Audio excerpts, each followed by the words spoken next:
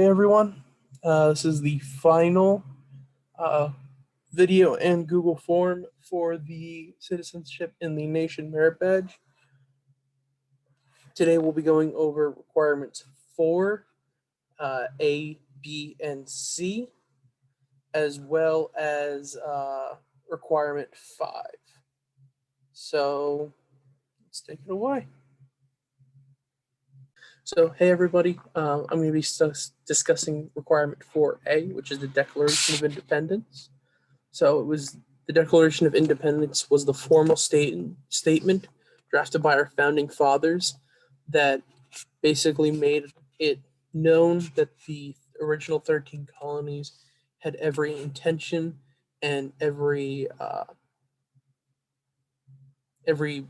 requirement, everything, the desire to be separate from the rule of the English crown. The Declaration was ratified on July 4th, 1776, which is also when the 4th of July is as a holiday, as that signifies American independence from Great Britain. And on that day in 1776, we established ourselves as an independent nation governed by the people, for the people.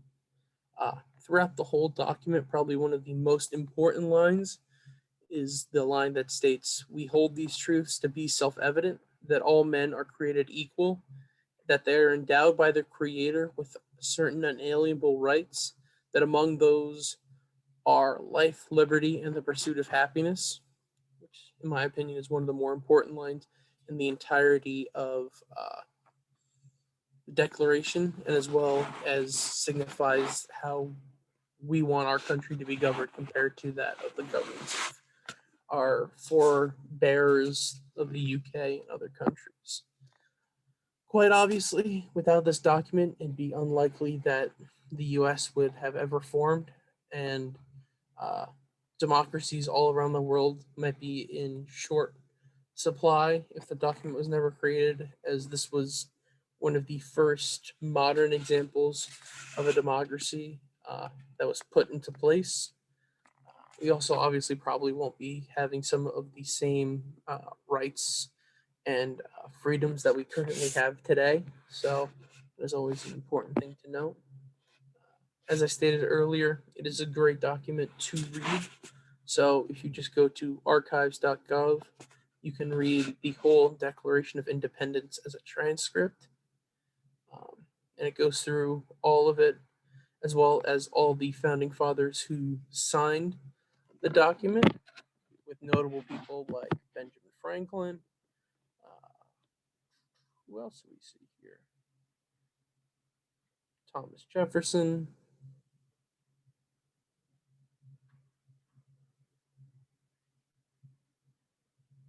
You can see a lot of people. Sam and John Adams.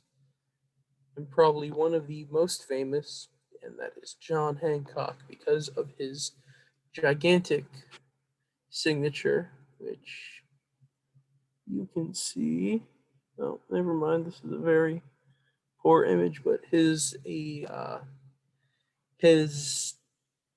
signature was the largest out of all the signatures, as he wanted the King of England to be able to read his signature without the use of his spectacles, is the common common rumor around why his handwriting was so bad, and also why we now call, if someone gives their signature, to give their John Hancock.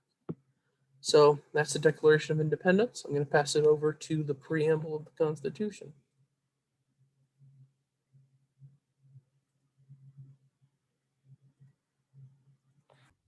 All right, so requirement 4B, preamble of the Constitution. I'm just going to go over this briefly.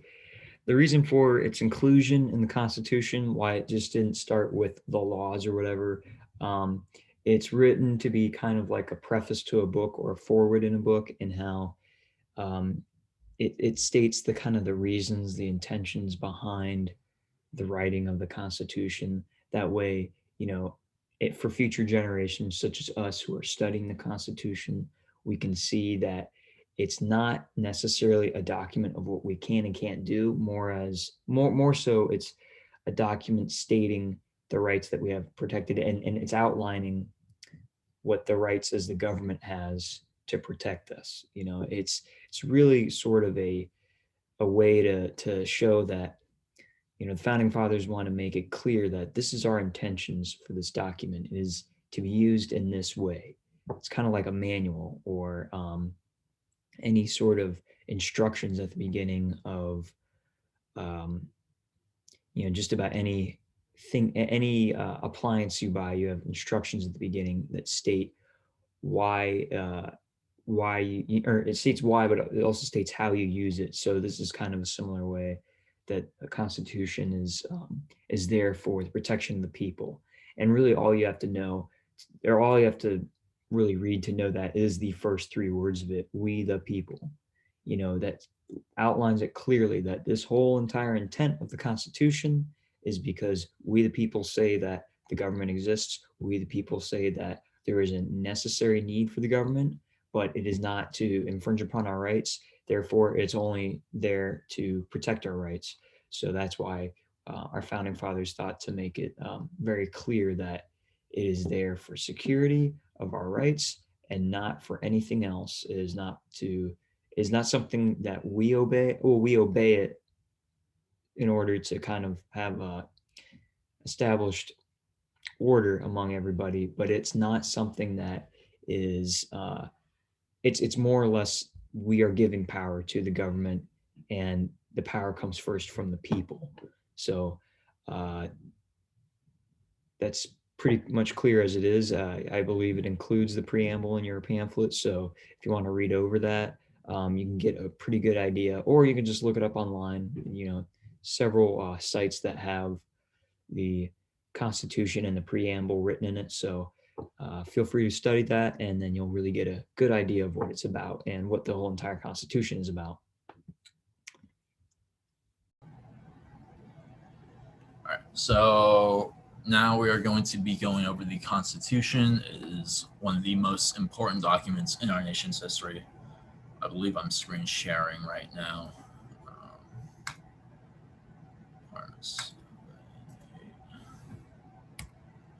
Am I screen sharing right now? I can't actually tell. Oh, I am. Awesome.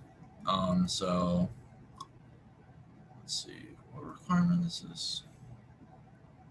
No.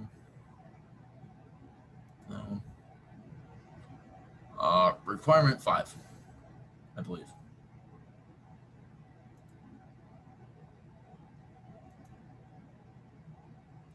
Yeah, it looks like it's requirement 5. So I'll just kind of present on this page, but there's really not much info you are going to need there. I can't see myself, which I would really like to be able to do. There we go. Sorry about that. That was kind of just me being me. So the Constitution is really the founding document. It's not really the founding document of the United States. That belongs more to the Declaration of Independence. But the Constitution was more ratified based off of the Federalist Papers in 1789, excuse me. In response to the Articles of Confederation, which really focused on states' rights. Each state had their own currency, had their own militia, all of this stuff. There wasn't really a whole lot of unity, which was what they intended at first, because, and you can see that in the 9th and 10th Amendments to the Constitution, in the Bill of Rights specifically, because they didn't want one central government ruling over everything. So instead of doing that, they gave the central government no power, no ability to raise taxes, no ability to form a federal army. And that would prove to be very problematic, as you would see with rebellions leading up, as Revolutionary War veterans would become disgruntled. Oftentimes they would lose their land, they would become poor, unable to afford food, starving their families, and in their eyes, this was horrible. Why would we do this? So in 1787,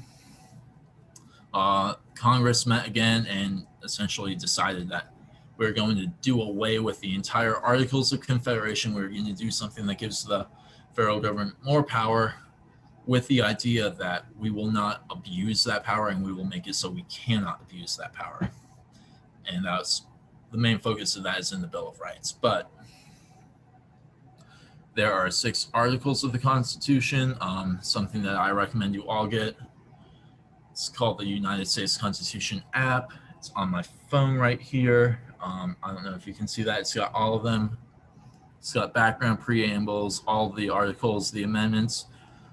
Supreme Court cases and union addresses are locked up, but it's got a whole lot of other stuff and even pictures of it.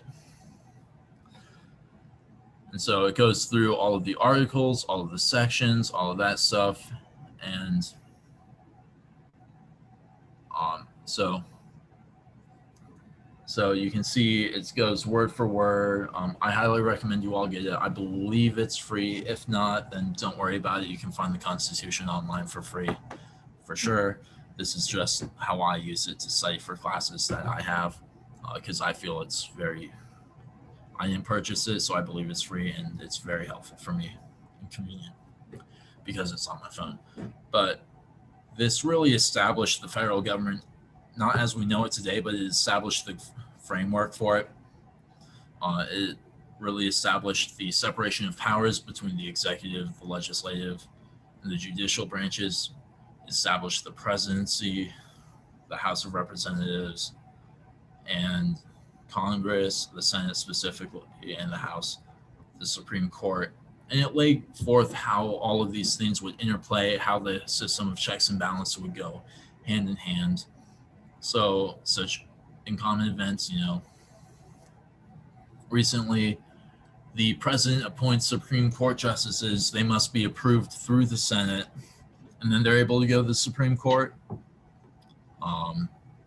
Such as a Supreme Court check and balance is that they're able to and allowed to kind of strike down anything that is the Senate or presidential offices do as unconstitutional, and sort of framework that within the Constitution as whether or not this is what we intended.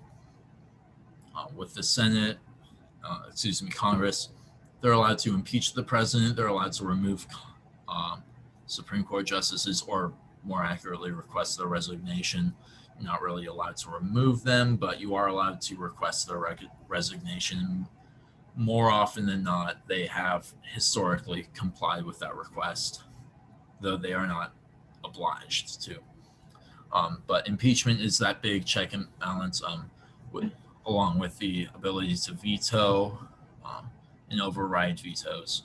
As you saw mainly with President Johnson, after Lincoln's assassination, President Johnson was in the minority and Congress was in the majority against Johnson's political party halfway through his term. So that way they were really able to strike down and override any vetoes he would give. That really helped them pursue their agendas at the time. It's really an incredible document that lays forth one of the most intricate systems of checks and balances that the world has ever seen. And one of the common complaints is that Congress moves really slow. And whether you agree with it or not, that was sort of the point of Congress and all of this governmental legislation, was that it was supposed to move slow unless anything had the massive consent of the people. So as you see with Amendment 21, the repeal of the prohibition, that moved through very quickly because it had massive public consent. And that was the idea behind it.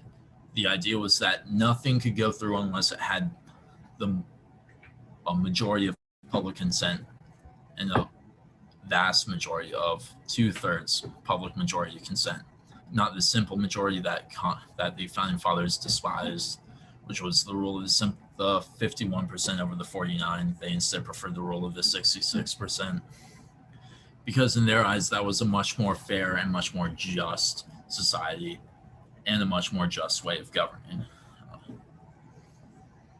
So I hope this has helped you, and we will now be moving on to the next section.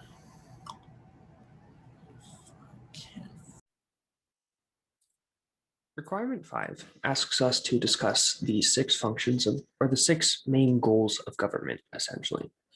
The 6 goals of government, or the 6 functions of government, come from the preamble of the Constitution, which is an extra little bit before the main meat of the Constitution that lays out what the government wants to do, what the government strives to do, essentially.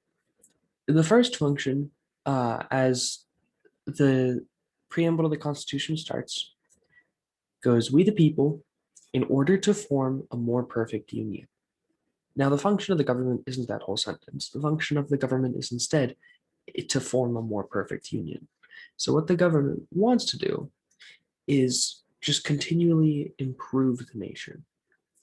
We'll continue to make amendments to our Constitution in order to improve the unity of our country, or continue to attempt to do other things to make the country more perfect as a whole. As they say in the preamble, it's to form a more perfect union. And the second function, as stated in the preamble, is to establish justice. The government will handle disagreements in a fair and just manner. Our laws will be in the interests of all citizens. What this is saying is it's attempting to make our system fair, make it like in this striving for a more perfect union, we're striving to make justice fair, justice perfect, not just as perfect, justice perfect. So essentially, all of the functions of government are pseudo based on this forming of more perfect union. It's just more specific instances. So they're not just, oh yeah, we're going to try to be perfect.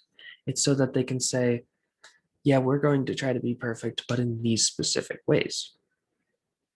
For example, the next one is to ensure domestic tranquility. The government wants to make the United States a safe country to live in. Citizens will be protected and have no need to fear for their lives. Now, this would obviously be one of the staple things you would want in a perfect nation, obviously. But they mention this because it's a more specific one that some countries aren't as safe as ours. So the government is like, yes, we do want to try to do this. So this is going to be one of our big 6 points. Now, here's one that seems similar at first, but is a little bit different. Provide for the common defense. Our nation will uphold a strong military to defend against foreign attacks. There will be no need to fear the possibility of an invading nation. This is like the domestic tranquility one, but the opposite. Well, not the opposite, but outside as opposed to inside. So as opposed to threats from within, this one is the government saying, we want this country to be safe from outside threats. So we're going to be perfect and build this strong military to protect against anything that could come from the outside. The 5th function that the government strives to perform is to promote the general welfare. The United States will use its resources to improve the standard of living for all of its citizens. What the United States again here is trying to do is, again, form that more perfect union, bring everyone together in this perfect nation. The government would like to use its resources to better the lives of everyone.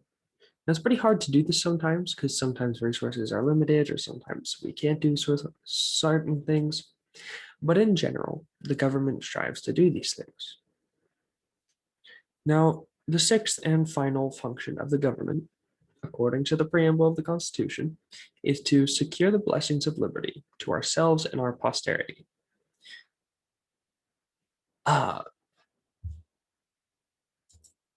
Now, what this section is trying to say is that they don't want, when they set up this preamble, they were going to make it so that it didn't just take effect when they made it, and then when they died, it was going to be gone. No, they wanted it so that once they were gone, this preamble and the Constitution and everything that runs America stayed. It didn't stop. It just kept going and going and going to secure security for their children, their children's children, their children's children's children, their children's children, grandchildren, their grandchildren's children, just the whole line, all the way to us and beyond us. They want it to continue so that we can have this more perfect union to strive to be a better nation forever and ever until the fall of America, I guess. And now that is the 6 functions of government as proposed by the preamble of the Constitution. Hope you enjoyed. All right. Thanks, everybody. That will conclude the final recording and Google form for the Citizenship in the Nation Merit Badge. So, yeah, that's it. We'll have one more Zoom meeting. We'll send that out in an email in the next couple days. Yeah, please make sure that you send me all of your homework assignments, all the Google forms. Make sure you submit everything. My email will be sent in the email provided, but please, please, please make sure that you submit everything. Otherwise, you will receive a partial on this badge. And if you have any questions, again, we'll have another Zoom meeting. I'll send that out in another email. But yeah, thanks everybody for your time.